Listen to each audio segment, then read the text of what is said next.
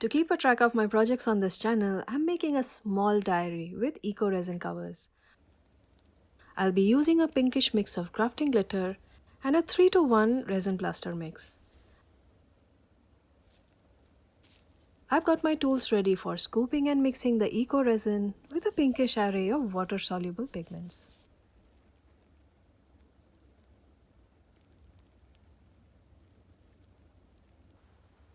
Let's get crafting.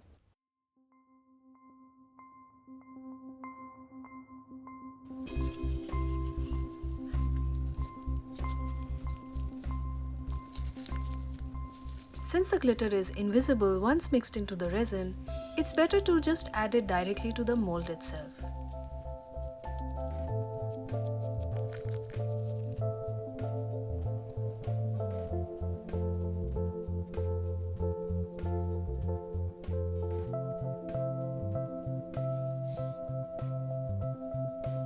I have used this container as a measuring unit for both the plaster and the water. There are many pouring compounds under the Eco-Resin umbrella. What I'm using here is resin plaster.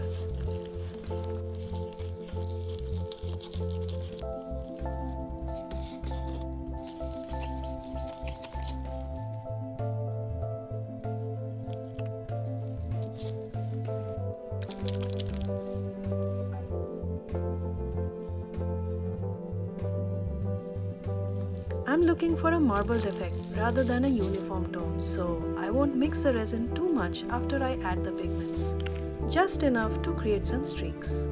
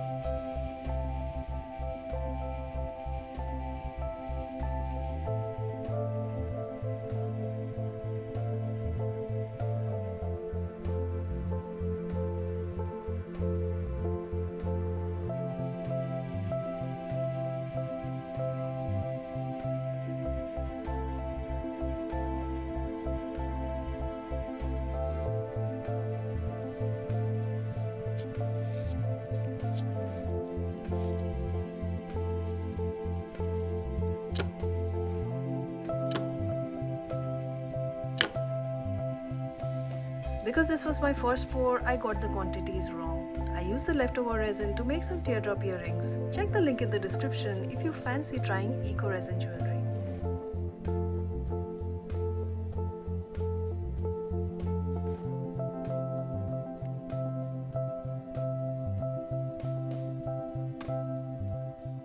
My cover has dried.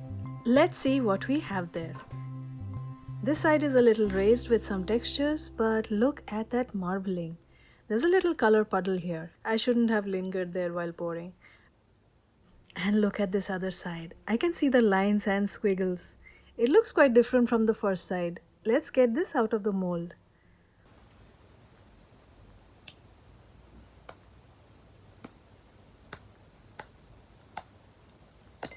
Wow, would you look at that? This cover is perfect. The glitter isn't standing out too much. It is adding to the visual texture. There's a slight lip here that needs attention. But these textures are absolutely stunning with the glitter catching the light at certain angles. This cover will be ready after sanding. Before we move to the second cover, let's take a moment to appreciate these beautiful patterns on this porcelain-smooth finish. It'll be very hard to replicate this exactly again, but that's the fun aspect of messy pours. One can never really predict the pattern without precision.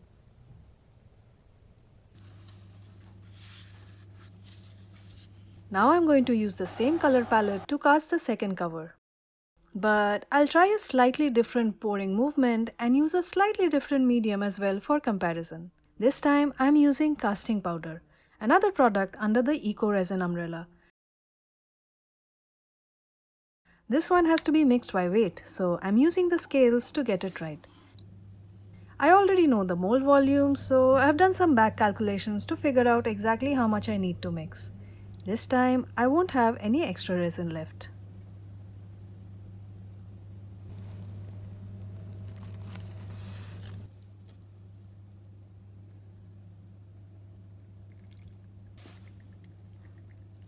I already mixed the Eco-Resin when I remembered the glitter, so this will have to move really fast.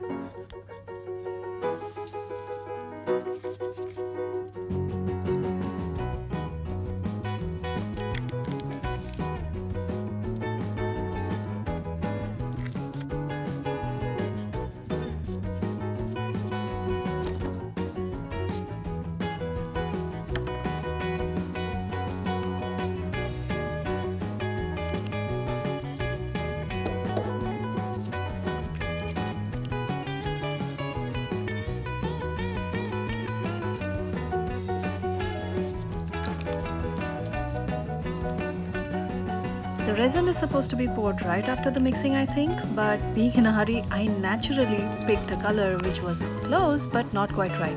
And obviously, the nozzle had not been opened yet. So here I am, mid-session, hunting for a pin while the resin is already setting. Well, that was my cardio for the day.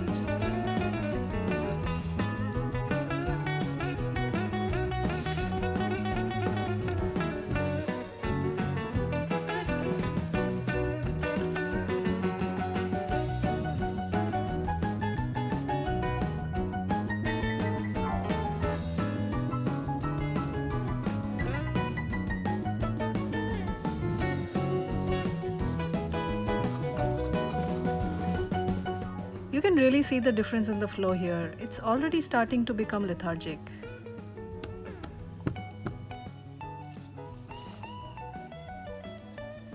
The cast has set and the entire scheme looks beautifully wispy in this color palette. I skipped the darker colors so that sharp contrast is gone. Instead, the whole piece feels much more ethereal and I'm really liking it.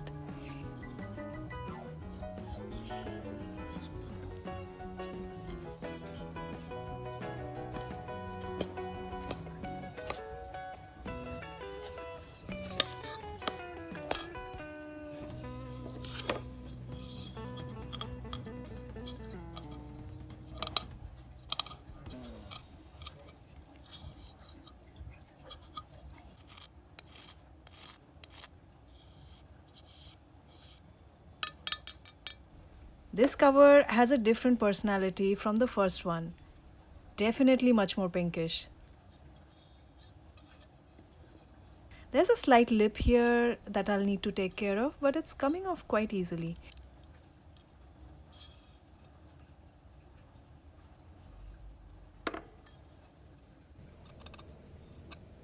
Even though I applied the glitter fast and furious, the gradient is working well with the design.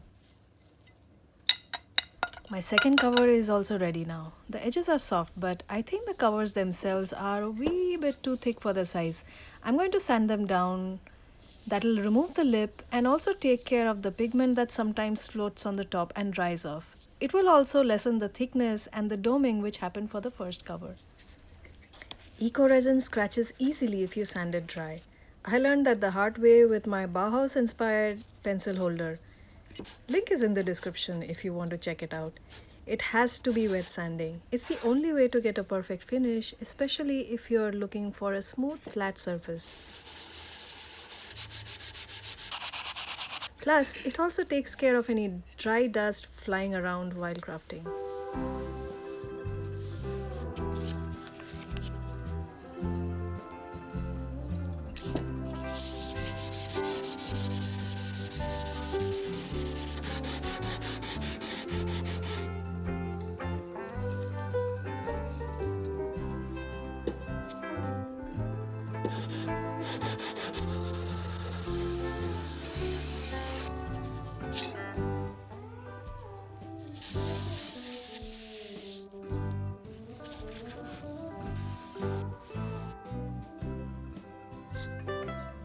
The surfaces look much more muted now. The pigments that floated and settled on the top are gone, revealing the subtle marbling underneath. The finish is already porcelain smooth, so I'm happy with it. I don't plan on taking these to the beach, so I won't be waterproofing it. The next step is adding the paper. Since I don't have the right size, I need to cut some into shape and add the rings to turn this into a functional diary.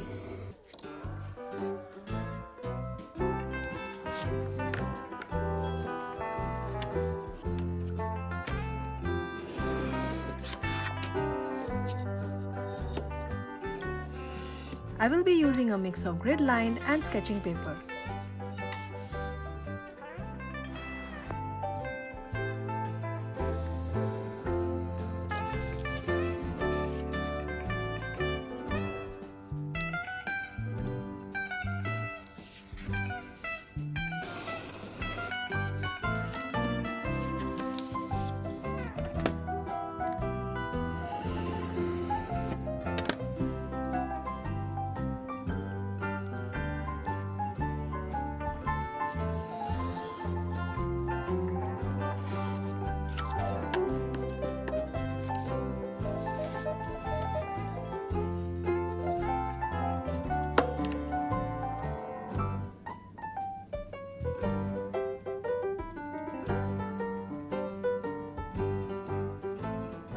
Six rings seem like overkill for such a small diary, so I'm just going to use 2.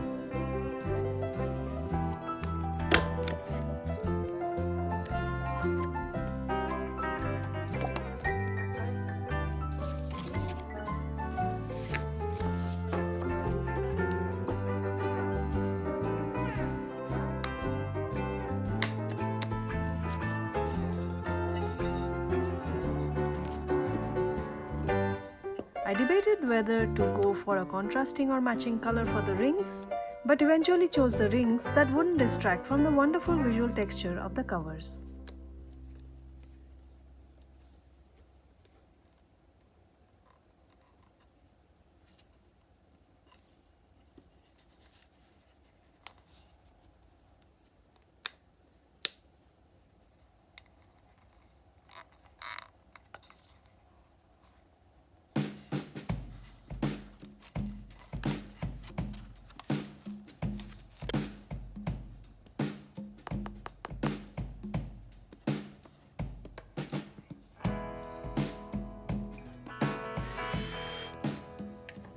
While the diary is finished and looks very pretty, there are some practical things to consider if you want to try this yourself.